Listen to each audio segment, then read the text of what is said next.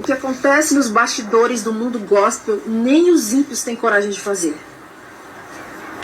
Há mais ética moral entre os incrédulos do que entre os supostos crentes, entre os ditos crentes. Os adoradores, cantores, pregadores, cristãos. Eu digo sem medo de errar. Deus não está no gospel.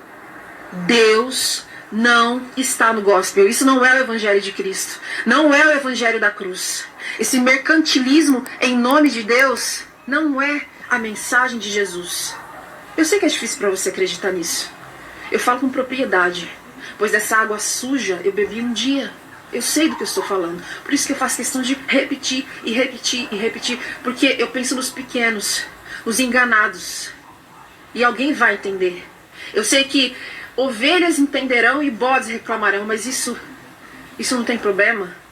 Isso não tira a minha vontade de acordar as pessoas e de alertar, porque eu sei o quão prejudicial é viver nesse engano. Eu sei o que isso causou na minha alma, por isso que eu faço questão de falar e alertar vocês. Há dificuldade para muita gente em aceitar e acreditar, porque essas pessoas não querem que o castelo de ilusão delas desmorone, né? Eles têm dificuldade de entender que essas pessoas não estão preocupadas com a sua alma. Estão preocupadas com o seu consumo. É isso, com o seu consumo. Eu venho do catolicismo. Eu e toda a minha família éramos católicos. E os crentes têm mania de reclamar que os católicos são idólatras. Só que vindo para o meio cristão, evangélico, eu vi que é totalmente ao contrário. Os crentes se superaram na idolatria. Ergueram ídolos. Amam personalidades gospel. Amam celebridades. Amam popstar ungido.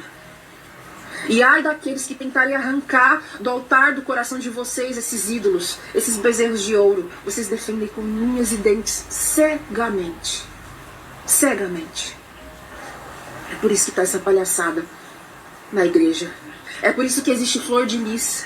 É por isso que existe cantor, grupo, banda, músicos sem caráter algum cristão. Estão aí, contaminando o corpo de Cristo, influenciando seus filhos, os nossos jovens, trazendo mundanismo para a igreja, o secularismo para a igreja. E você não faz nada. Você faz questão de sacrificar ovelhas, mas defender lobos. Esse é o problema, vamos defender lobos. Não exponha, não fale que isso existe. Você não faz nada e não quer que ninguém faça?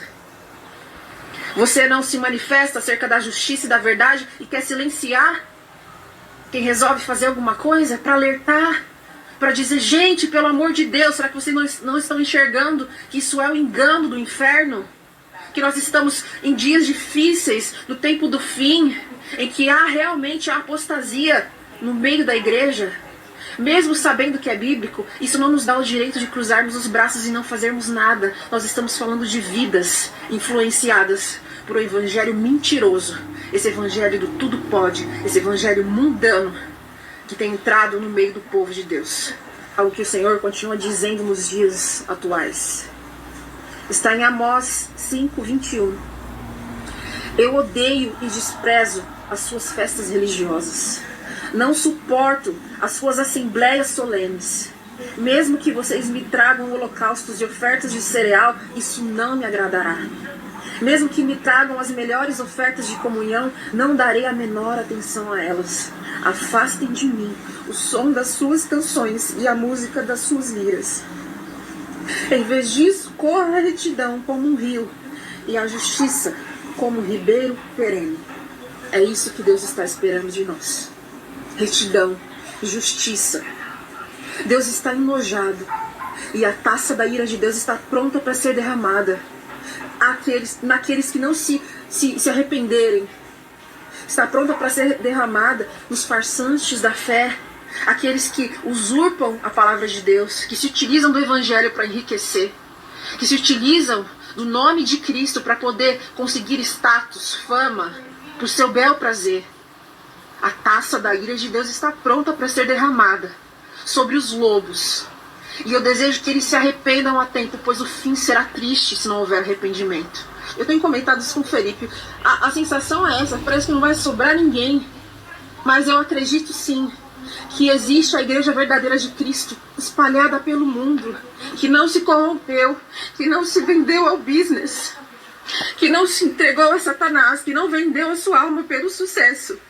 Que você seja achado fiel até o fim, para resistir a esse mundo corrompido e caído. O Senhor nos manterá firme até o fim.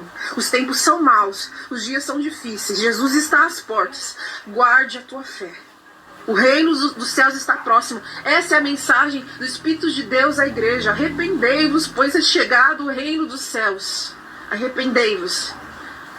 Deus está enojado. Está pronto para vomitar aquele que é morno. Então se decida, não dá para servir a dois senhores.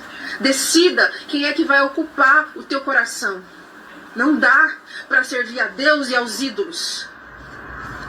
Acorda, guarda a tua fé, olhe para a eternidade. Você não vai viver para sempre. Então para de brincar com o evangelho da cruz, o evangelho de Cristo. Para de bater palma para doido dançar. Se posicione como um cristão fiel diante do Senhor. Se arrependa dos seus pecados, se volte para Deus. O véu foi rasgado, pare de querer costurar o véu novamente. Você tem livre acesso ao céu, ao Senhor. Você não precisa e não deve depender de homem algum. O teu acesso deve ser diretamente com o eterno Deus. Guarde a tua fé. Cuidado, os tempos são difíceis e vão piorar. A Bíblia tem que se cumprir. Mas não fique de braços cruzados. Não fique. Faça algo em prol da justiça, da retidão. Ame tudo que Deus ama. E odeie tudo que Deus odeia. A palavra de